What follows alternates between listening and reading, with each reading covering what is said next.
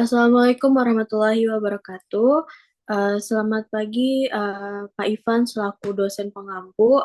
Pada hari ini, perkenalkan nama saya Fauza Kesyarfiani. Di sini saya bersama kelompok saya, yaitu kelompok satu, ingin mempresentasikan tentang hasil analisis dari observasi kami yang bertemakan sumber model dan tipe kepemimpinan dalam organisasi Badan Eksekutif Mahasiswa atau BEM Fakultas Ekonomi dan Bisnis Universitas Negeri Jakarta.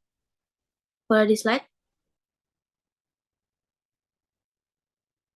Oke, jadi kelompok kami ini beranggotakan 4 orang, yaitu yang pertama ada Ayla Cika Belami, yang kedua ada Farel Haifa Abdallah, yang ketiga saya sendiri, Fawzaki Syarfiani, yang keempat ada Melisa Handayanti. Boleh di next? Oke, pertama ini kita akan membahas tentang kepemimpinan. Apa sih kepemimpinan itu? Jadi kepemimpinan itu adalah kemampuan seorang manusia untuk memengaruhi dan juga membimbing grup atau organisasi untuk mencapai tujuan yang sama.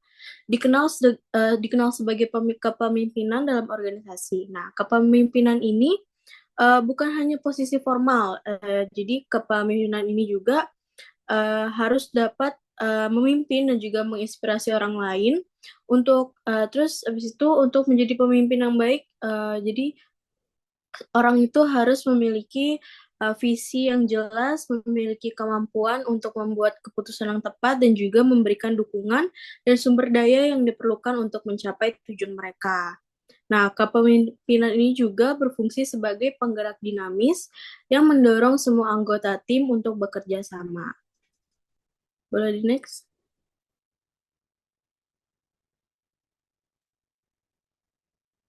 Nah, terus yang Oke, kedua itu ada, oke, selanjutnya adalah sumber kepemimpinan. Jadi sumber kepemimpinan ini adalah asal-usul atau dasar kekuasaan yang dimiliki seseorang pemimpin untuk mempengaruhi, mengalahkan, dan mengendalikan perilaku orang lain dalam organisasinya. Jadi kepemimpinan berdasarkan posisi legitimasi adalah bentuk otoritas formal yang melekat pada posisi atau posisi seseorang dalam struktur organisasi. Jadi contoh sumber kepemimpinan ada 5 ya. Jadi yang pertama ada legitimate power atau kekuasaan legal. Contohnya adalah seorang kepala dinas, presiden, atau komandan tentara yang berwenang karena jabatan resmi yang dipegangnya. Lalu ada reward power atau kekuasaan imbalan. Yang contohnya adalah majikan yang dapat memberikan gaji atau bonus kepada karyawan sebagai bentuk penghargaan atas kinerja mereka. Selanjutnya ada coercive power atau kekuasaan hukuman. Artinya ada preman yang memaksa pedagang membayar pajak dengan ancaman kekerasan atau atasan yang bisa memberikan sanksi kepada bawahan jika bawahan mereka melakukan kesalahan. Lalu berikutnya ada expert power atau kekuasaan keahlian. Contohnya adalah seorang teknisi ahli yang diandalkan tim karena pengetahuannya atau imam yang dipilih karena paling fasih membaca Al-Quran. Lalu yang terakhir ada referent power atau kekuasaan referensi atau karisma. Pemimpin yang disegani dan diikuti karena kepribadian, integritas, atau karisma, misalnya tokoh yang dikagumi dan dihormati oleh kelompoknya.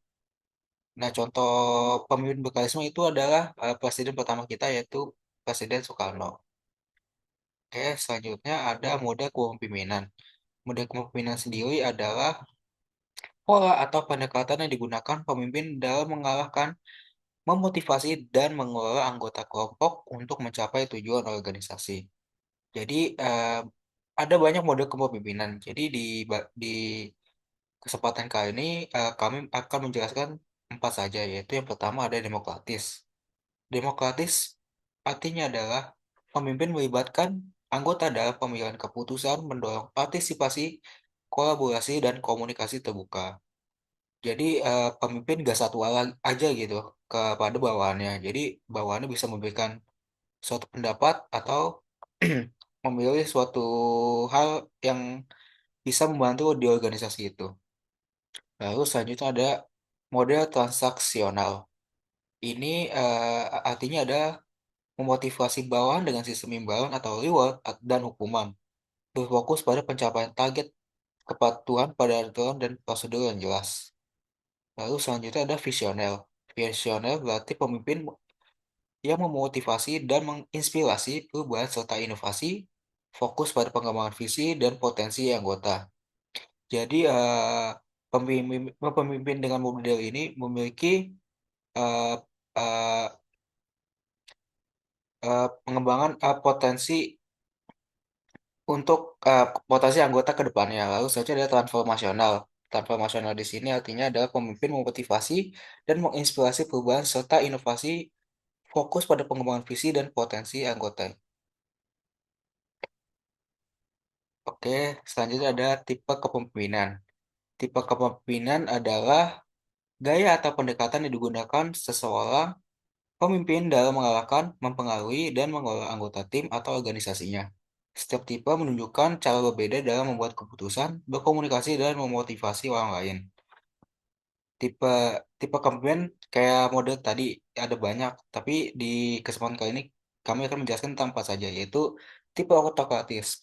Pemimpin autokratis adalah tipe pemimpin yang memiliki kontrol penuh atas keputusan yang diambil dalam organisasi. Selanjutnya ada tipe demokratis, yaitu proses pengambilan keputusan dilakukan secara kolektif di mana pemimpin berperan sebagai fasilitator yang memimpin diskusi untuk mencapai konsensus. Lalu selanjutnya ada tipe laissez-faire. Kepemimpinan ini memberikan anggota tim kebebasan penuh untuk membuat keputusannya sendiri. Lalu yang terakhir ada tipe paternalistik, yaitu adalah tipe kepemimpinan yang dimana pemimpin bertindak seperti seorang ayah yang peduli terhadap kesejahteraan anggotanya. Selanjutnya akan dijelaskan oleh teman saya. Oke, selanjutnya itu kita ngambil tentang organisasi dari BEM FEB UNJ sendiri nih, yang dipimpin oleh Kariski Ramadan. Nah, BEM FEB UNJ ini organisasi kemahasiswaan tingkat fakultas yang berperan sebagai lembaga eksekutif mahasiswa. Nah, BEM FEB UNJ sendiri mempunyai tujuan yaitu untuk menyalurkan aspirasi mahasiswa, menyelenggarakan program kerja yang mendukung pengembangan akademik dan non-akademik, serta menjadi penghubung antara mahasiswa dan pihak fakultas. Nah, Sarah. Nah, di BM FEB UNJ juga memiliki visi dan misinya nih. Nah, visinya itu yang pertama itu ada mewujudkan BEM FEB sebagai organisasi yang transformatif dan berkomitmen pada aksi nyata untuk FEB yang progresif dan berdampak nyata. Dan apa aja sih misi-misi dari FEB, BEM FEB UNJ ini? Yang pertama itu ada mengoptimalkan fungsi dan peran BEM FEB sebagai representasi mahasiswa melalui kebijakan dan aksi nyata yang berdampak langsung terhadap kebutuhan akademik dan non-akademik. Dan yang kedua itu ada meningkatkan keterlibatan partisipasi aktif mahasiswa dan dalam program-program BEM FEB yang bersifat inklusif dan memberdayakan. Dan yang ketiga itu ada mendorong transformasi internal BEM FEB dengan menguatkan struktur organisasi, budaya, kolaborasi, serta inovasi dalam pelaksanaan program kerja. Dan yang keempat itu menciptakan ruang diskusi yang transparan dan solutif antara BEM dengan mahasiswa umum Fakultas Ekonomi dan Bisnis UNJ. Dan yang terakhir itu di misi itu adalah memperkuat kolaborasi bersama dengan OM MAUEA maupun Ormawa yang ada di FEB demi FEB yang berdaya ASI. Mas Farel?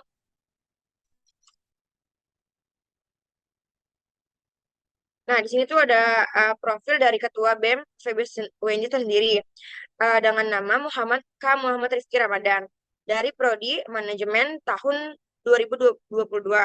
Nah, aktivitas saat ini yang beliau ambil yaitu menjalankan tugas sebagai Ketua BEM sedang menjalani magang di semester 6. Dan Karif ini menjabat itu terpilih melalui Pemira Universitas pada bulan Juni, diresmikannya itu di Kota Palu pada bulan Maret. Nah, eh, kalian dan pengalamannya sendiri itu ketua pelaksanaan PKMF dan wakil ketua Grand Economics 5.0. Selanjutnya akan dibacakan oleh teman saya.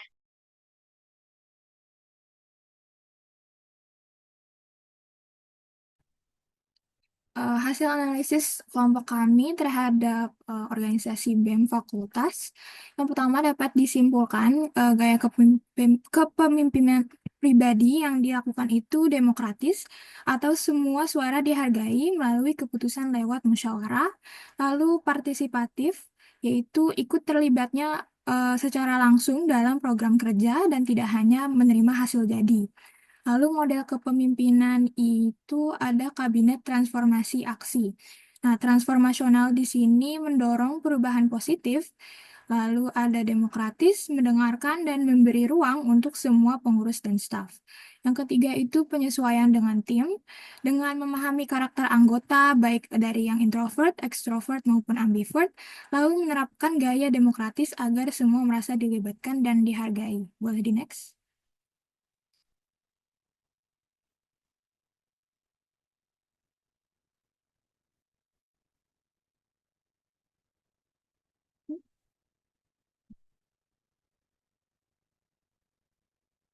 Yang keempat, ada tantangan terbesar yaitu menyeimbangkan antara tugas sebagai ketua BEM, lalu magang, dan persiapan skripsi.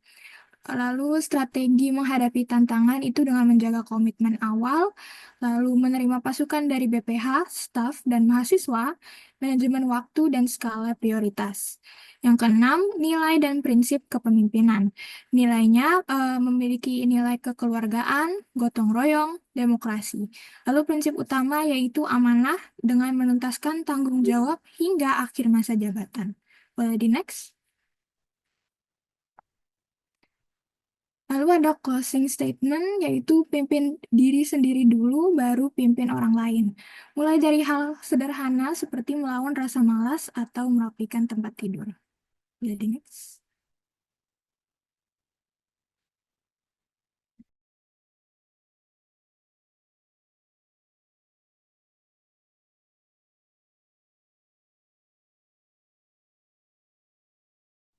Oke, karena tadi pemaparan udah jelas nih dari awal sampai tipe-tipenya, sampai bagaimana Kak Rifki juga menjalankan tugasnya sebagai ketua BEM Fakultas. Nah, sekarang ini ada kesimpulan, yaitu kesimpulannya adalah berdasarkan analisis terhadap BEM Fakultas Ekonomi dan Bisnis Universitas Negeri Jakarta, efektivitas kepemimpinan dipengaruhi oleh sumber, model, dan tipe kepemimpinan yang diterapkan. Legitimasi jabatan memberi dasar otoritas bagi pemimpin, sementara penggabungan gaya karismatik, demokratis, dan transformasional mendorong partisipasi, rasa memiliki, dan juga motivasi anggota. Sebaliknya, gaya otoriter cenderung menurunkan keterlibatan dan juga kinerja. Penelitian Penelitian ini juga menunjukkan bahwa kepemimpinan yang tepat berkontribusi besar terhadap efektivitas organisasi. Oleh karena itu, pemilihan gaya kepemimpinan yang sesuai sangat penting untuk menciptakan lingkungan yang partisipatif dan berdampak positif. Well, the next. Nah, berikut ini adalah dokumentasi kita kemarin dengan mewawancara Kak Rifki sendiri. Mari kita lihat.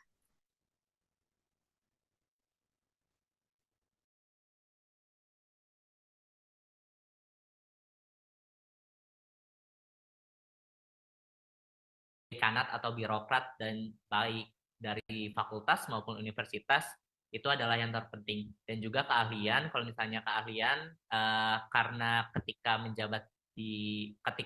menjabat sebagai staf dulu itu, aku juga alhamdulillah udah menjalani dua tanggung jawab besar, yaitu menjadi ketua pelaksana di dalam program kerja, baik program kerja pelatihan kepemimpinan atau PKMF.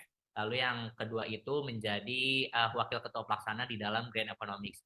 Jadi dari dua pengalaman tersebut itu yang membuat aku menjadi semakin yakin atau pede kalau misalnya keahlian dalam memimpin aku ternyata cukup oke, dan juga membuat aku semakin pede untuk pengen berkontribusi sebagai ketua BEM Fakultas Ekonomi bagi teman-teman se-FEB dan juga se-WJ. Kurang lebih kayak gitu, Rel. Oke, terima kasih atas jawabannya. Selanjutnya akan ditanyakan oleh teman saya. Baik, untuk pertanyaan selanjutnya nih, menurut Kakak Rifki sendiri, pengaruh sebagai pemimpin itu lebih didapat dari posisi formal atau dari relasi personal nih? Oke, pertanyaannya bagus. Kalau misalnya ditanya pengaruh sebagai pemimpin itu lebih didapat dari mana, kita harus melihat dulu dari dari sisi apa. Kalau misalnya lagi di sisi yang dimana kita memang harus menunjukkan jabatan, berarti posisi formal adalah yang paling cocok. Tetapi kalau dari aku sendiri, kalau misalnya kita ngomonginnya benefit, benefit itu lebih ke relasi personalnya. Aku semenjak jadi ketua BEM fakultas itu, relasi aku nggak hanya dari teman-teman se-UNJ aja, tetapi udah kenal juga dengan ketua-ketua BEM Fakultas Ekonomi yang lain, baik dari Jabodetabek ataupun di luar Pulau Jawa. Jadi kalau misalnya pengaruh sebagai pemimpin itu harus dilihat dari sisi yang mananya terlebih dahulu. Kalau misalnya lagi sebagai ketua BEM dan juga menjalankan program BEM, berarti itu formalnya yang lebih terlihat. Tapi kalau misalnya aku sebagai ketua BEM tetapi bukan di dalam program, itu relasi personalnya yang seringkali memberikan manfaat atau seringkali aku rasakan kayak gitu.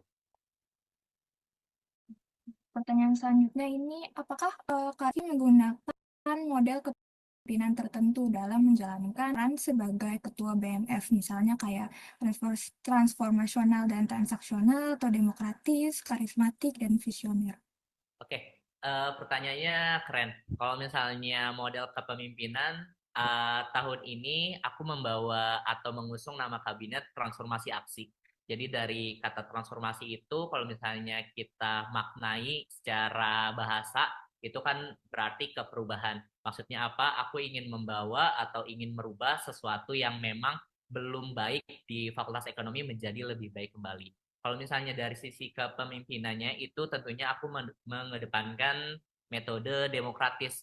Jadi di dalam badan BEM-F atau BEM Fakultas Ekonomi dan Bisnis itu sendiri, aku sebagai ketua itu bisa memberikan saran maupun diberikan saran. Jadi di dalam BEM-F sendiri itu semua orang walaupun memang secara hierarki beda, aku ada ketua, aku sebagai ketua, lalu ada wakil, ada pengurus harian maupun ada teman-teman staff, itu punya porsi yang sama dalam menyampaikan pendapat, kritik, ataupun saran. Jadi untuk dari kepemimpinannya itu aku transformasional dan juga demokratis arahnya. Kayak gitu. Oke, jadi singkatnya seperti itu dokumentasi kita waktu wawancara Kak Rifki kemarin. Nah, ini juga ada dokumentasi berupa foto setelah kita melaksanakan wawancara. Oke, jadi sekian presentasi dari hasil observasi kami, yaitu kelompok 1 untuk UTS Pengantar Manajemen. Apabila ada kekurangan atau kesalahan kata, mohon maaf. Wassalamualaikum warahmatullahi wabarakatuh.